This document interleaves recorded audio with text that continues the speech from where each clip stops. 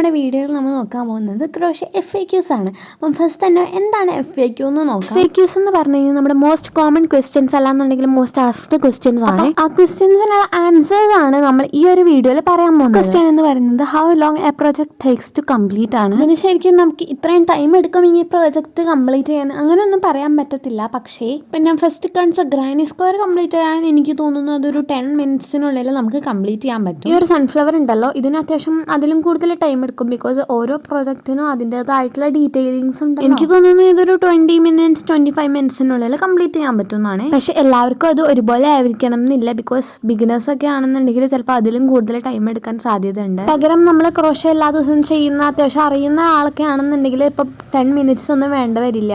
Next question എന്ന് പറയുന്നത് how to fix the mistake ആണ്. ഇപ്പൊ ഈ ഒരു ഗ്രാനി സ്ക്വയർ കണ്ടോ, ഇതിൽ അത്യാവശ്യം മിസ്റ്റേക്സ് ഒക്കെ ഉള്ള ഒരു ഗ്രാനി സ്ക്വയർ ആണ്. എന്തായാലും അത്രയും പറയില്ലെങ്കിലും ഇതിന്റെ അവിടെ എവിടെ ആയിട്ട് കുറച്ച് നൂലൊക്കെ പൊന്തിരിക്കുന്നു. ഇത് ചെയ്തുകൊണ്ടിരുന്നപ്പോൾ കാര്യമാക്കാത്തോണ്ടായിരുന്നു കേട്ടോ ഇപ്പോഴും അത് അങ്ങനെ തന്നെ ഇരിക്കുന്നത്. ഇതുപോലുള്ള അമിഗോർമീസ് ഒക്കെയാണ് നിങ്ങൾ ചെയ്യുന്നതെന്നുണ്ടെങ്കിൽ മിസ്റ്റേക്സ് നിങ്ങൾ നോട്ട് ചെയ്തിട്ടുണ്ട് എന്നുണ്ടെങ്കിൽ അപ്പം തന്നെ നമ്മൾ അഴിച്ച് ചെയ്യേണ്ട വരും. ബിക്കോസ് അത് കംപ്ലീറ്റ് ആയി കഴിഞ്ഞാൽ ആ മിസ്റ്റേക്സ് ഒക്കെ നല്ലപോലെ എടുത്ത് കാണിക്കും കേട്ടോ. അപ്പം മിസ്റ്റേക്ക് ഫിക്സ് ചെയ്യാനെന്ന് പറഞ്ഞിട്ടൊന്നുമില്ല, പക്ഷെ മിസ്റ്റേക്ക് കാണുകയാണെന്നുണ്ടെങ്കിൽ അഴിക്കുക തന്നെ വേണം. നെക്സ്റ്റ് വരുന്നത് how to read the pattern ആണ്. പറഞ്ഞാൽ ഇത്രയും നാളായിട്ടും എനിക്ക് പാറ്റേൺ റീഡ് ചെയ്യാൻ അറിഞ്ഞുകൂടാ. വേറെ ഒന്നും കൊണ്ടല്ല, ഇത് കാണുമ്പോൾ തന്നെ എനിക്ക് എന്തോ പോലെയാണ്. പിന്നെ നിങ്ങൾക്ക് പാറ്റേൺ റീഡ് ചെയ്യാൻ പഠിക്കണം എന്നുണ്ടെങ്കിൽ ഉണ്ടല്ലോ, യൂട്യൂബിലും അതുപോലെ പിൻട്രസ്റ്റിലും ഇതുപോലെ ഒരുപാട് വീഡിയോസ് ഉണ്ട്. വീഡിയോസ് മാത്രമല്ല ഇതുപോലത്തെ ഒരുപാട് ഫോട്ടോസും ഉണ്ട്.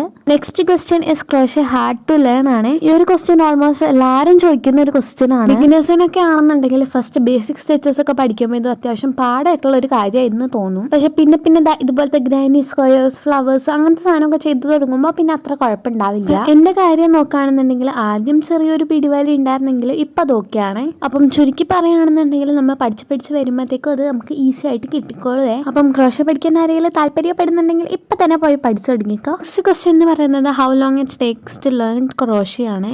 ഇതും ഇപ്പോൾ ഓരോ പേഴ്സൺസ് തമ്മിൽ ഡിഫറൻസ് ഉണ്ടാകും. കാരണം ഇപ്പം ചിലവർ ഫസ്റ്റ് തന്നെ ബേസിക്സ് ഒക്കെ പഠിച്ചു കഴിഞ്ഞാൽ പിന്നെ അവർക്ക് ബാക്കിയെല്ലാം ഈസി ആയിരിക്കും. അപ്പോൾ അവർക്ക് പെട്ടെന്ന് തന്നെ എല്ലാം പഠിച്ചെടുക്കാൻ പറ്റും. പക്ഷെ മറ്റു ചിലവരുടെ കാര്യം പറയുകയാണെന്നുണ്ടെങ്കിൽ അവർ എത്ര പഠിച്ചാലും അവർക്ക് മര്യാദക്ക് ക്രോഷ്യ ചെയ്യാനോ അല്ലെങ്കിൽ പെട്ടെന്ന് ക്രോഷ്യ ചെയ്യാൻ പറ്റുന്നുണ്ടാവില്ല. അപ്പം ഫാസ്റ്റസ്റ്റ് വേ എന്ന് പറഞ്ഞു കഴിഞ്ഞാൽ ആദ്യം തന്നെ ബേസിക് സ്റ്റിച്ചസ് പഠിച്ചിട്ട് ആ ബേസിക് സ്റ്റിച്ചസ് ഒക്കെ ഇൻക്ലൂഡഡ് ആയിട്ടുള്ള ഒരു പ്രൊജക്ട് ചെയ്ത് എന്നിട്ട് വലിയ പ്രൊജക്ട്സിലേക്കൊക്കെ പോയി കഴിഞ്ഞാൽ നമുക്ക് പെട്ടെന്ന് തന്നെ കംപ്ലീറ്റ് ചെയ്യാൻ പറ്റും. നെക്സ്റ്റ് ക്വസ്റ്റ്യൻ എന്ന് പറയുന്നത് why do I keep losing my stitches ആണ്. ഇതിന്റെ കാര്യം വേറെ ഒന്നും അല്ല കേട്ടോ. നമുക്ക് ചിലപ്പോൾ ബേസിക് സ്റ്റിച്ചസ് ചെയ്യുമ്പോൾ നമുക്ക് ഏതെങ്കിലും ഒരു സ്റ്റിച്ചസ് മര്യാദക്ക് ചെയ്യാൻ പറ്റുമായിരിക്കും. മര്യാദക്ക് എന്ന് പറഞ്ഞു കഴിഞ്ഞാൽ ഫാസ്റ്റ് ആയിട്ട് ഇപ്പൊ എന്നെ അപേക്ഷിച്ച് അതൊരു ഡബിൾ ക്രോഷ്യ ആണ്. ഇങ്ങനെ പറയാൻ കാരണം വേറെ ഒന്നുമല്ല. അപ്പൊ ഇത് ഞാൻ ഫുള്ള് സിംഗിൾ ക്രോഷ്യ ആണ് ചെയ്തേക്കുന്നത്. ഇതിന്റെ ഇടയിലൂടെ ഞാൻ ചിലപ്പം അറിയാണ്ട് ഡബിൾ ക്രോഷ്യ ചെയ്തു പോകും. അപ്പം ഇതുപോലെ ഓരോരോ പ്രശ്നങ്ങൾ ഉണ്ടാവും. ചിലപ്പം ചിലവർ ഡബിൾ ക്രോഷ്യ ചെയ്യുന്നതിന്റെ ഇടയിലൂടെ ഹാഫ് ഡബിൾ ക്രോഷ്യ ചെയ്തു പോകും. അപ്പം എപ്പോഴും നമ്മൾ ഇതുപോലെ ഒരു വീഡിയോ കണ്ടിട്ടാണ് ചെയ്യുന്നതെന്നുണ്ടെങ്കിൽ നമുക്ക് അത്ര പ്രശ്നം ഉണ്ടാവില്ല.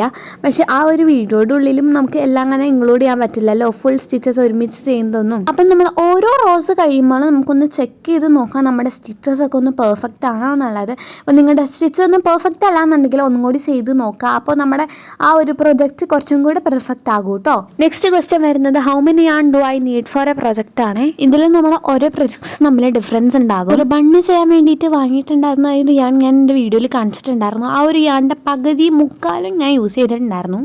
അതുപോലെ ഓരോ പ്രൊജക്ട്സിനും ഓരോ ടൈപ്പ് ചെയ്യാനും അല്ലെങ്കിൽ ഓരോ സൈസുള്ള പ്രൊജക്ട്സും ആയിരിക്കുമല്ലോ. അതുകൊണ്ട് ഇത് നമുക്ക് ഉറപ്പിച്ച് പറയാൻ പറ്റത്തില്ല. അപ്പം നമ്മുടെ വീഡിയോ ഇവിടെ വെച്ച് അവസാനിക്കുകയാണ്. പാർട്ട് 2 ആണെന്നുണ്ടെങ്കിൽ കമൻറ്റ് ബോക്സിൽ പറയാം. അതുപോലെ നമ്മുടെ ചാനൽ സബ്സ്ക്രൈബ് ചെയ്യാനും മറക്കണ്ട കേട്ടോ. അപ്പോൾ ഇത്രയേ ഉള്ളൂ. ബൈ.